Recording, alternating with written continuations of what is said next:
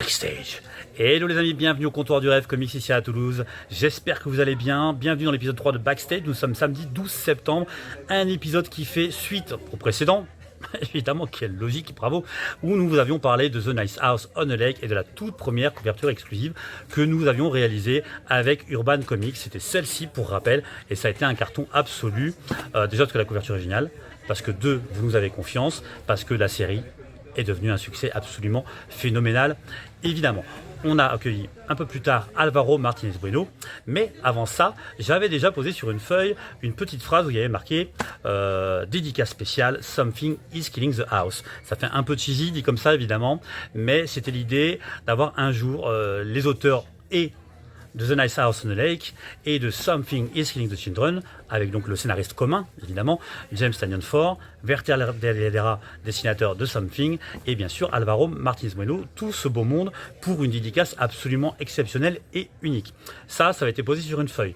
Les problèmes qui se posent par rapport à ça, c'est d'abord voir si c'est logique, si c'est possible, avec les auteurs, donc James Tynion, Alvaro Martinez Bueno, Werther Dell'Edera, si tout le monde est OK avec cette idée, mais surtout, il faut pour une librairie que ça puisse être vertueux au maximum financièrement, donc ne pas perdre d'argent dans l'idéal quand vous organisez un événement pareil. Évidemment, ça nécessite un investissement financier, bien sûr. On parle des transports, on parle de l'hôtellerie, on parle de la respiration, etc. Il y a parfois le concours de l'éditeur quand il y a une tournée qui est organisée par l'éditeur, mais si c'est pas le cas, c'est bien sûr le libraire ou les libraires, si on monte une tournée avec d'autres libraires, qui y sont de leur poche. Évidemment, ça ne vous surprendra pas. Donc, l'idéal aussi, c'est qu'il y ait une synergie donc, de parution. Donc, il fallait, dans l'idéal, pour que ce projet puisse un jour se réaliser, l'accord de tous les auteurs, bien sûr, mettre l'éditeur dans la boucle, bien sûr, respect élémentaire, les amis, la courtoisie élémentaire plutôt, et une concordance de sortie, donc attendre une fenêtre de tir idéale où il y aurait les parutions des deux séries sur un temps qui serait rapproché. Et on en avait parlé, pour tout vous dire, lors du dîner avec Alvaro, la compagne d'Alvaro, Isiar, qui fait un travail incroyable. Si vous ne connaissez pas notamment The Green Room, qui gère beaucoup d'originaux des auteurs, c'est absolument génial ce qu'ils font. Et puis il y avait ma compagne également. Et on a parlé de cette idée avec Alvaro, avec qui on avait vraiment accroché, et Isiar, et ils nous ont dit que oui, ils pensaient que c'était tout à fait possible et que James serait complètement ouvert à l'idée, ce qui s'avérait être totalement le cas. Vous allez voir qu'on est avec des auteurs qui sont d'une grande humilité, vraiment, et qui facilitent. Donc vraiment des facilitateurs pour les événements, dès lors qu'évidemment ça rejoint ce qui est possible pour eux par rapport à leur planning qui sont complètement chargés. Dans le cas de James Tynion, vous le savez, vous imaginez aisément que son planning à lui, il est complètement maboule, pour tout vous dire. Voilà, la fenêtre de tir, je vous fais une avance rapide, elle est arrivée en 2025, mais c'est donc fin 2024, en regardant les plannings proposés par Urban Comics, qu'on a vu qu'il y avait une sortie de Something à ce moment-là, qui pointait le bout de son nez, de Nice House by the Sea, donc le début du nouveau cycle, mais également War 3 qui arrivait en France, bien sûr, mais il y avait également, pour tout vous dire, dans la boucle, Department of Truth également, et on avait pensé pourquoi pas, mais c'était chez un autre éditeur, à Spectrograph, puisque nous vous avions proposé une couverture exclusive, à nouveau en tant que comptoir du rêve, c'était celle-ci avec Christian Noir. Donc nous, d'abord, on a proposé évidemment à Alvaro, savoir s'il voulait revenir, bien sûr. Et puis on voulait contacter Werther Dell'Edera, Fernando Blanco, Martin Simons pour Department of Truth, et bien sûr James Tynion. Donc nous avons fait la proposition à Urban, et on a discuté un petit moment, et puis c'est eux qui sont revenus avec leur proposition finale concernant Nice House by the Sea, puisqu'il y a eu une mini-tournée de quelques dates avec une couverture exclusive uniquement proposée dans le cadre de cette tournée pour les librairies participantes, c'est celle-ci. Voilà, avec des quantités limitées à maximum, je crois que c'était 200 exemplaires par librairie possible. Tout le monde n'était pas obligé d'en commander jusqu'à 200, nous c'est ce qu'on a fait. Voilà. Et là-dessus, on a eu d'ailleurs le jour de la dédicace, et avant ça, la très belle surprise d'avoir des équilibristes exclusifs. Ça, Urban ne nous l'avait pas dit, c'était vraiment le cadeau de surprise. Plus, je crois qu'il y avait approximativement 90 paires de lunettes liées bien sûr à Walter. Vous les avez déjà vues, vous les reverrez juste après. Voilà. Donc ça a été la proposition d'Urban, une tournée de Alvaro Martinez Bueno et James Tynion dans, je crois, c'était 3 ou 4 villes de mémoire. Tout ça fin avril. Bon, évidemment, nous on se retrouve avec une couverture exclusive à laquelle on a accès, James Tannion et Alvaro Martínez-Bueno, c'est déjà un kiff absolument absolu et on a conscience vraiment du privilège que c'est et de l'honneur de pouvoir les recevoir. Mais là-dessus, manque de bol, Alvaro ne pouvait plus venir à Toulouse par rapport à un engagement qui était déjà prévu et ça se faisait vraiment beaucoup trop short pour qu'il puisse venir nous voir. Du coup, moi, j'ai réactivé à ce moment-là, auprès d'Urban, la demande auprès des autres auteurs dont je vous ai parlé. Et Urban, eux, à ce moment-là, ils avaient déjà mis en place la tournée, donc c'était pas possible de faire un réajustement sur un temps aussi court.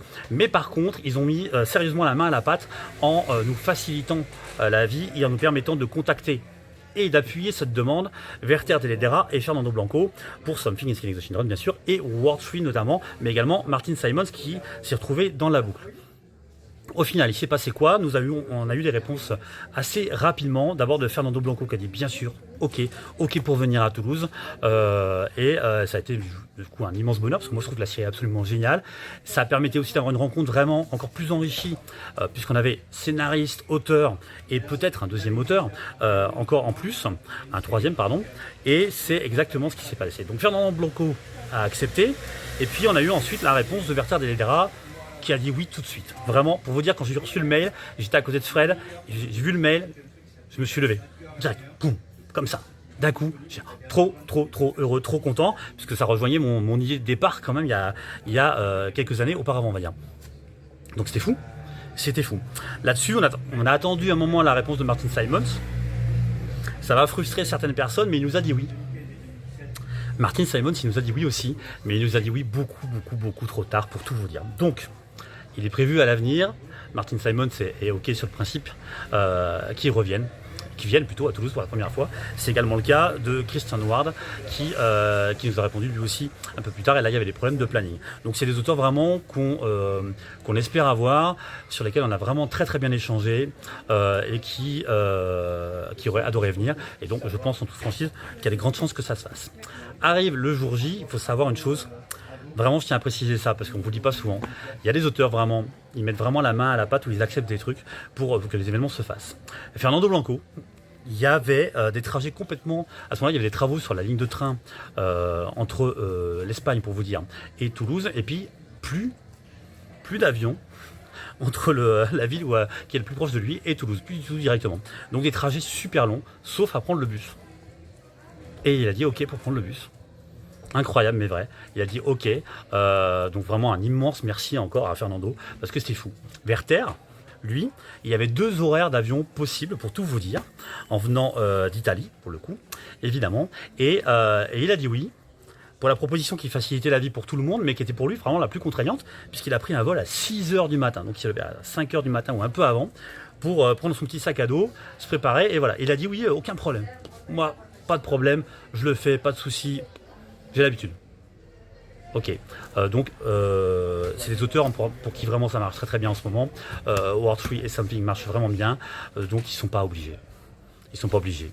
Là, il y avait évidemment la perspective pour eux d'être avec James, d'être tous les 3 ensemble. Et donc, je pense que ça a joué. Ils savaient qu'il y avait une rencontre qui était prévue avec nos amis de la Cave Poésie. C'est un lieu de culture absolument génial et ancien à Toulouse et de partage.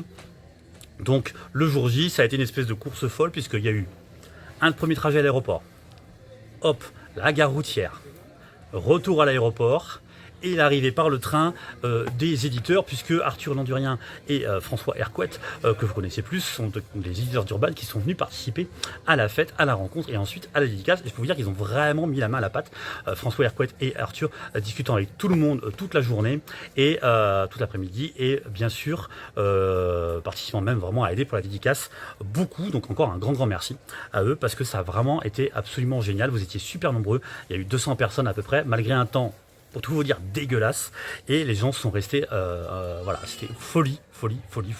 La dédicace, la rencontre, pardon, avant s'est passée de manière incroyable. Là, vous avez une petite photo justement avec les lunettes que Urban avait offert super gentiment, en surprise bien sûr.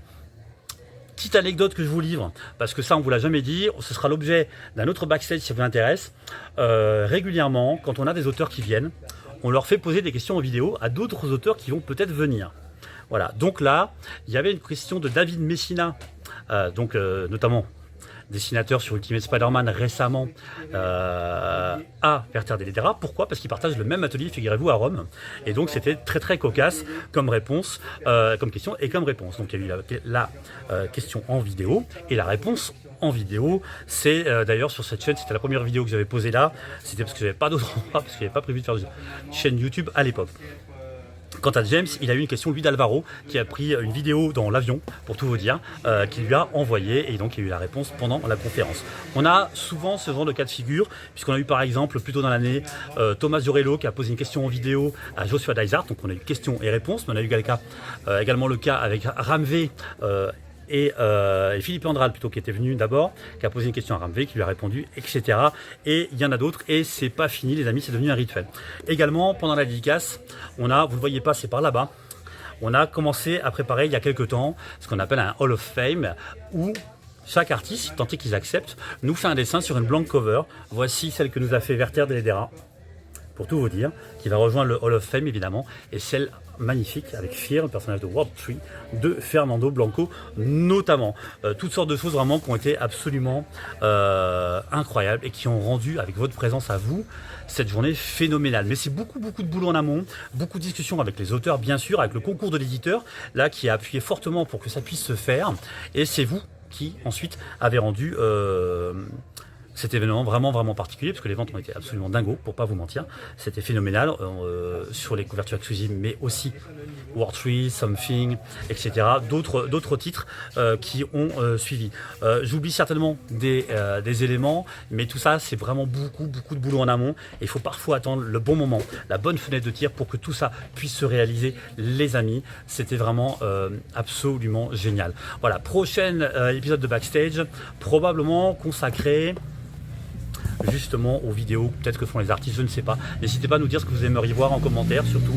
J'ai pas encore réfléchi au thème de la prochaine, les amis. On se retrouve en attendant mardi pour Day One et peut-être entre temps pour des petites anecdotes et d'autres choses. Portez-vous bien, à très vite.